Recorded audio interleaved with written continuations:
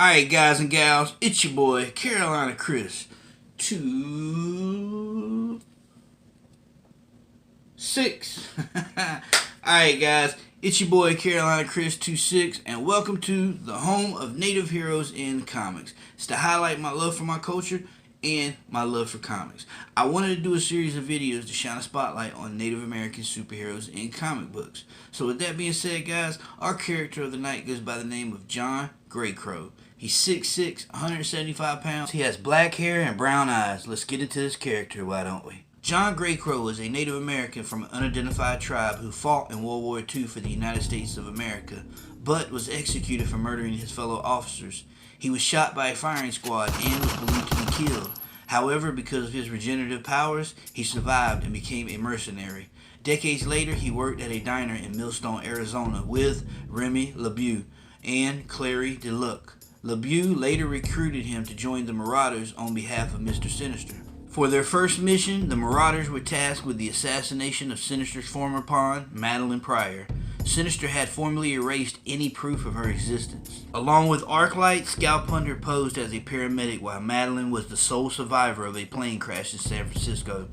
She tried to escape but was hunted by ScalpHunter, Arclight, Prism, and Harpoon, and was eventually shot by ScalpHunter and left for dead, only for her to recover in a hospital. Sinister next sent the Marauders to murder the entire population of the underground mutant community known as the Morlocks. In Los Angeles, the Marauders led by ScalpHunter attacked the Morlock Tommy, killing her friend and Hellfire Club agent Richard Salmons, which in turn let Tommy escape, only for her to involuntarily lead them to the alley, the Morlock's secret home in the tunnels beneath New York City. After finding the alley, ScalpHunter shot Tommy, and the Marauders entered the tunnels. He was also tasked with the assassination of Polaris alongside Arclight and Sabretooth.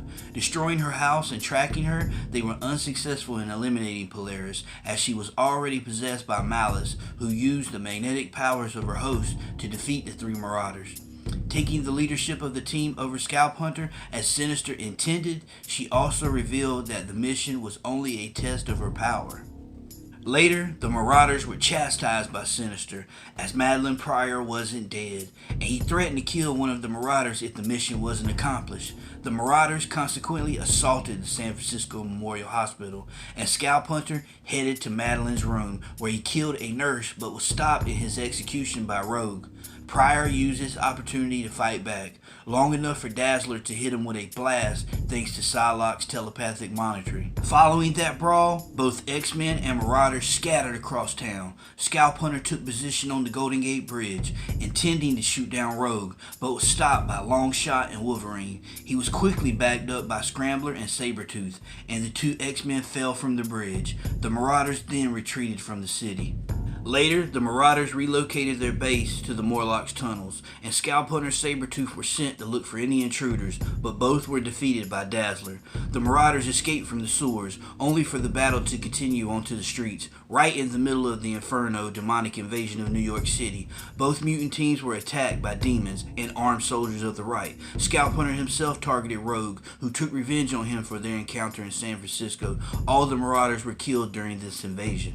Clones of the Marauders later clashed with a dimensionally displaced young mutant known as Nat Grey after they attempted to assassinate Sinister's former servant Threnody. ScalpHunter's clone was killed in this conflict as X-Men telekinetically pulled the trigger of his gun, killing Prism and wounding Riptide before being killed by his explosion of his ammunitions, again caused by X-Men. ScalpHunter was also one of the steel-powered mutants living in tents on the Xavier Institute's lawn after almost all mutants were depowered on M-Day. However, when Apocalypse came seeking for people for his cause, ScalpHunter chose to serve him. When Havoc warned him, along with Fever Pitch and Skids, that they were in way over their heads, ScalpHunter replied that Apocalypse had explained it all to them and was on their side. Also, during his time as a member of the 198, he became romantically involved with his Marauders compatriot Arclight. He left the Institute at the request of Sinister and rejoined the Marauders and fought the X-Men to lay claim to the mutant messiah Hope Summers in the aftermath of Messiah Complex. GreyCrow was scared of the X-Men and ran away from the Marauders. He was located by Nightcrawler, who apparently converted him to Christianity. Later, ScalpHunter was tracked down by Magneto, who seemingly severed his arms and legs, leaving him crippled. Somehow healed, ScalpHunter and the Marauders struck off on their own, once again massacring the Morlock population. This led an angered Chamber, their new leader, to rejoin the X-Men. When the X-Men re-encountered the Morlocks, the Marauders fought briefly, but ultimately surrendered, professing their innocence.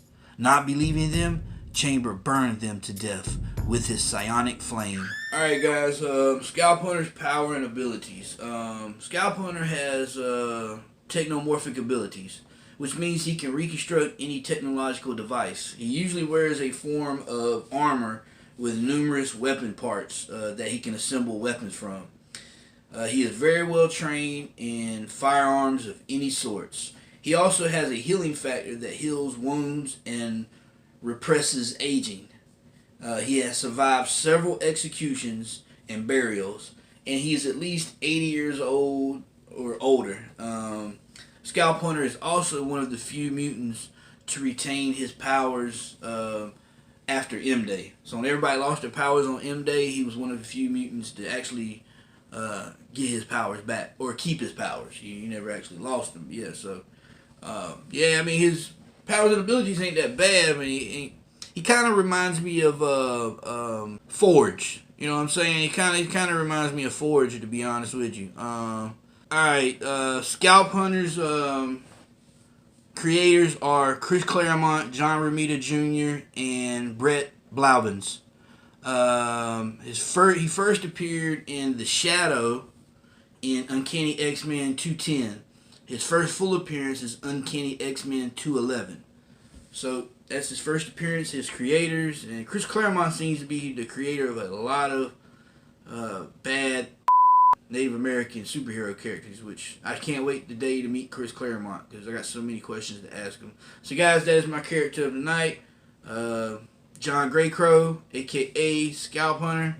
I hope you like him. I hope I did it justice. And if I didn't, please let me know in the comments. Chris, you suck. You can do a better job.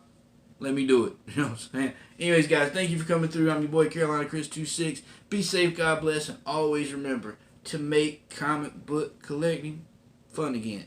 Peace. I'm getting sick. Oh, God. I'm getting a cold.